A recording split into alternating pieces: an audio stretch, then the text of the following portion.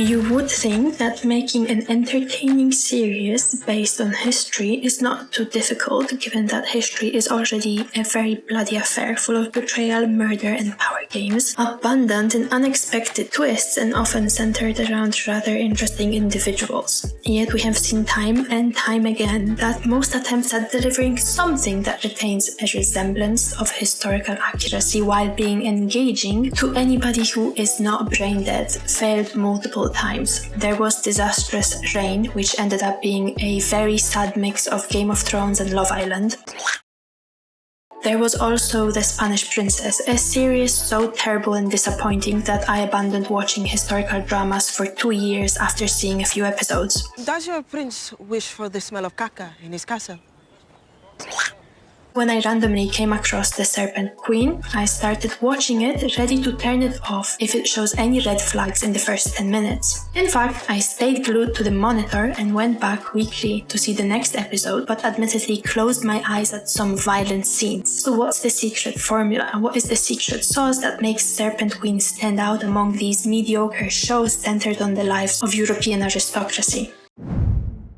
The key feature of Serpent Queen is that it is a series that is driven by the character, and this is a very good choice. Overall, one of the key signs that a show is worth your time is that even when you know what will happen next, you remain interested in the story that is being presented to you. This is the key success factor, even more relevant when dealing with historical dramas where you may already know the end of a story, or at least you may have a vague sense of where the plot is going. The Serpent Queen captures the audience very early on. How? With the main character. And again, you'd think this is something obvious that is delivered to the viewers every time, but on so many occasions, especially when dealing with female protagonists, this does not happen. In The Serpent Queen, this is achieved rather effectively. Firstly, Catherine is clearly not a good person, but not a bad person either. Sure you get your own back? I pray for their souls.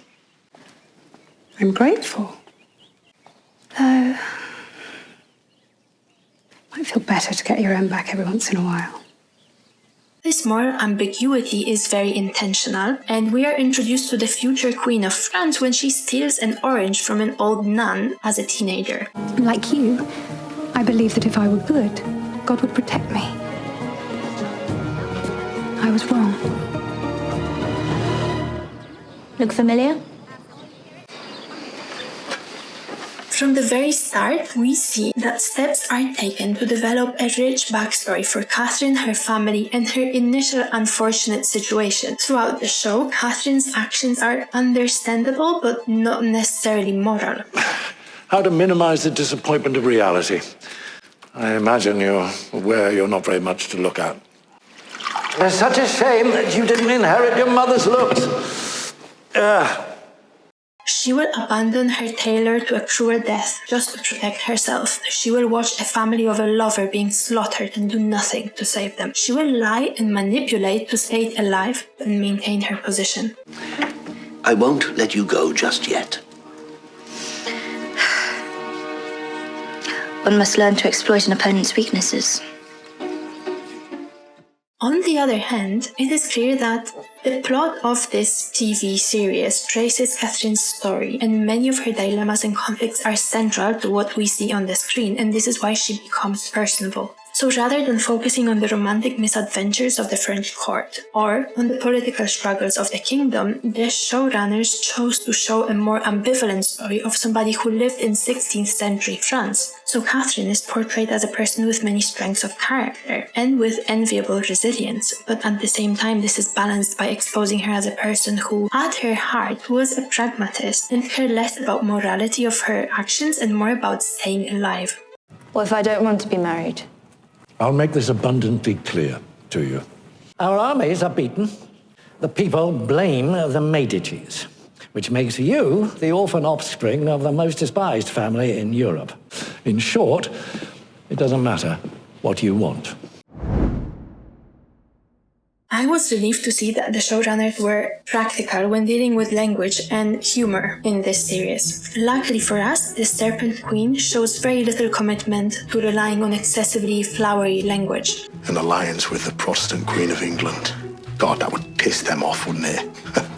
This is great, since the actors obviously would not be able to speak 16th century French, so a very wise decision was taken to just modernize the communication to the highest possible degree, rather than attempt to reflect what happened in French using 16th century English. Cunt, cock, kitty fiddler, pig fucker.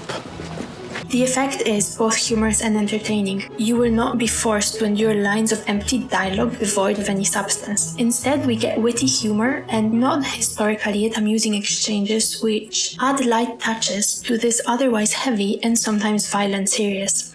Your Grace, to what do I owe the honor of my visit? My niece is to be married, and you will make her the most beautiful bride the world has ever seen. I'm not a magician. Moreover, what makes Catherine likable as a character is the breaking of the fourth wall, which is very well executed and not overwhelming or pointless as it was the case with She-Hulk. Regent of all France. Not bad for a commoner. There are occasional and infrequent scenes which bring Catherine into a closer contact with the audience. Sometimes she looks directly into the camera or says a few sarcastic lines. Something refreshing about being picked apart like that. Something honest. I knew right away I was in the hands of a professional. On other times, she gives situational commentary. How is this different to what the soldiers planned to do to me, you're wondering? Not much.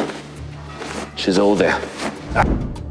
The Serpent Queen also walks an interesting line between some historical accuracy and creative interpretation of what happened. The series is adapted from a biography of Catherine de' Medici by a Swedish historian. The book itself was published in 2004 and then was adapted into a script that forms the basis of this series. In many ways, the story remains somewhat accurate to real events, but at the same time it shortens some events or alters or omits completely others.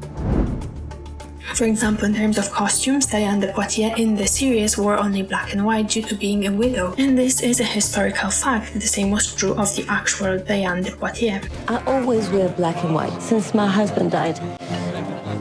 Mixed feelings, I suppose you could say. In the series, Catherine seems to dabble in magic or what is being thought of as dark arts. In fact, Catherine de' Medici had an unusual interest in the occult and consulted astrologers and self-proclaimed sorcerers on numerous occasions. In the series, Catherine gains favor with King Francis, and this was also true of real Catherine de' Medici, who found an ally in the king. One particular scene seems to be quite accurate. You must find Henry a new wife. If for no other reason but to ease my shame, make me her maid. All I wish is to serve your majesty and my lord, our saviour in heaven. Catherine did indeed throw herself at the feet of the king, sobbing and begging for Henry to marry another young aristocrat who may give him children. The real Catherine was also known to be able to read king's moods and preferences. The king admired that Catherine loved to hunt and ride horses and saw her as a pleasant companion. He appreciated that she was a good dancer and quick to learn new steps, as well as the fact that she was a witty partner in conversation. We'll ride together. You ride well, I notice. I'm not surprised. You do most things well, don't you? One of the more awkward scenes in the series is when the royal couple are being examined by a physician. Catherine and Henry were indeed examined by a doctor after they failed to produce a royal heir, although what was advised to the couple is not known. Thus, the series takes some creative liberties by filling in the historical blanks with sex advice. I, therefore, suggest that the couple make love. À levrette. Makes sense. Ah! In the series, Henry appears to die on the same day that he is wounded in a tournament. In reality, Henry died of sepsis 10 days after the tournament. Diane orders a doctor to attempt to recover the fragment of a lance and encourages them to practice on criminals awaiting execution, a truly horrific scene which I was unable to watch. In reality, what happened was slightly different. The surgeon first made removal attempts on heads of decapitated criminals whose lives ended a day before. In other words, these examples show that the producers of The Serpent Queen made some interesting choices, sometimes increasing the level of violence, sometimes changing the timeline turn of events, while also definitely trying to remain reasonably close to what occurred in real life and certainly close to the spirit of the book. The result is a fast-paced, engaging series which you should definitely watch.